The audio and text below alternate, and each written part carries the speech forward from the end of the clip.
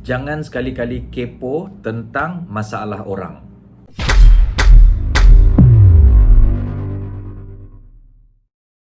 Hai, Assalamualaikum warahmatullahi wabarakatuh dan salam sejahtera. Terima kasih rakan-rakan yang saya hormati sekalian kerana support YouTube channel Rizal Rashid. Dan pada kali ini saya ingin kongsikan dengan tuan-tuan dan puan tentang topik jangan kepo tentang masalah orang.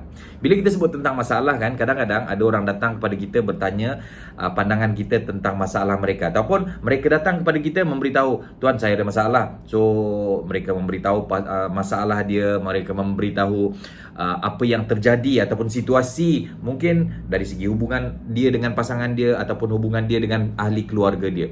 Dan again, tuan-tuan dan puan, satu perkara yang kita perlu ingat bahawa sekiranya orang memberitahu masalah mereka kepada kita, sebenarnya dia menunjukkan bahawa mereka sedang mempercayai kita.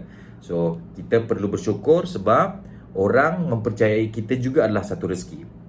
Cumanya tuan-tuan dan puan-puan, ada beberapa perkara yang kita perlu ingat sekiranya orang itu memberitahu masalah kepada kita.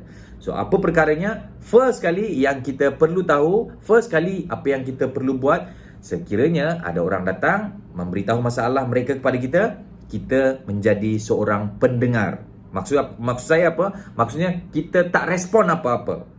Sebabnya tuan-tuan dan puan, ada kalanya orang memberitahu masalah mereka kepada kita, mereka nak kita jadi pendengar saja. That's it.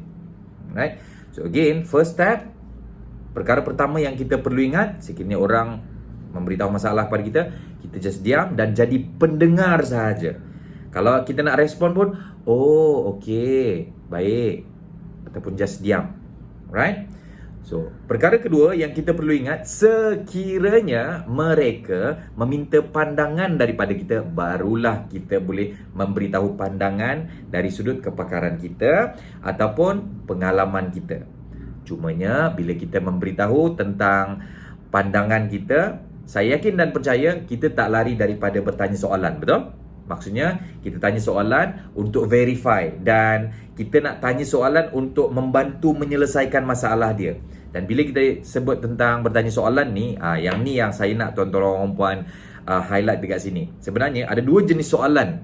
Sama ada soalan untuk membantu menyelesaikan masalah dia ataupun soalan nak kepo tentang masalah dia. Contoh kan, bila orang tu bagi tahu, tuan saya ada masalah lah dengan pasangan saya. Oh okey. Dia bagi tahu tentang masalah dengan pasangan dia dan kemudian dia pun tanya, tuan apa tuan punya cadangan So kita pun bertanya dia, tuan sudah berapa lama berada dalam masalah ni tuan? So dia pun bagi tahu, daripada bulan lepas lagi saya ada masalah dengan pasangan saya. Okey, alright. So kemudian kita tanya lagi soalan, agak-agak tuan lah kan, ada tak perkara-perkara yang membuatkan pasangan tuan marah ataupun membuatkan respon sebegitu? Ada tak? Dan kemudian dia pun kata, saya rasa ada tuan. Okey, baik. So maksudnya kita dah tahu mungkin ada faktor-faktor lain yang membuatkan pasangan dia marah. Cumanya apa yang saya kata sebagai soalan kepo tentang masalah, kita pun nak dig lagi problem dia. Apa benda tu tuan boleh share tak? Boleh cerita tak? Cerita. Tak apa kita je. Saya tak bagi tahu orang punya lah. So itu adalah soalan kepo namanya, ataupun kepo tentang masalah dia. So point saya tuan-tuan dan puan, sekiranya orang datang memberitahu masalah mereka kepada kita, kita bertanya soalan yang tidak menjurus kepada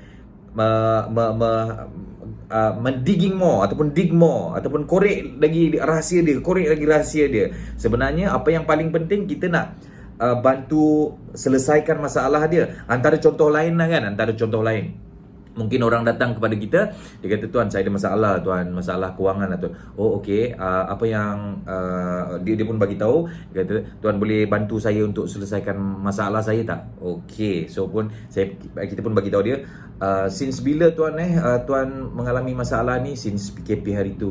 Okey, so apa yang boleh saya bantu tuan? Sebenarnya tuan, saya punya adik-beradik saya pinjam duit. I see. Adik-beradik mana yang pinjam duit mana abang sulung So itu adalah soalan-soalan kepo yang dig the problem dan tak kena mengena pun dengan solusi. So point saya tuan-tuan dan puan, bila kita bertanya soalan, kita perlu tahu soalan yang mana yang akan membantu menyelesaikan masalah ataupun soalan yang kepo tentang masalah. Jadi elakkan daripada soalan kepo tentang masalah, supaya yang pertama, insya-Allah kredibiliti kita tidak akan tercalar. Dan yang kedua, tuan-tuan dan puan-puan, ingat, kalau kita bongkar ataupun kalau kita korek problem orang, insya-Allah orang lain juga boleh korek problem kita. So, semoga perkongsian kali ini memberi manfaat dan memberi inspirasi kepada tuan-tuan dan puan-puan.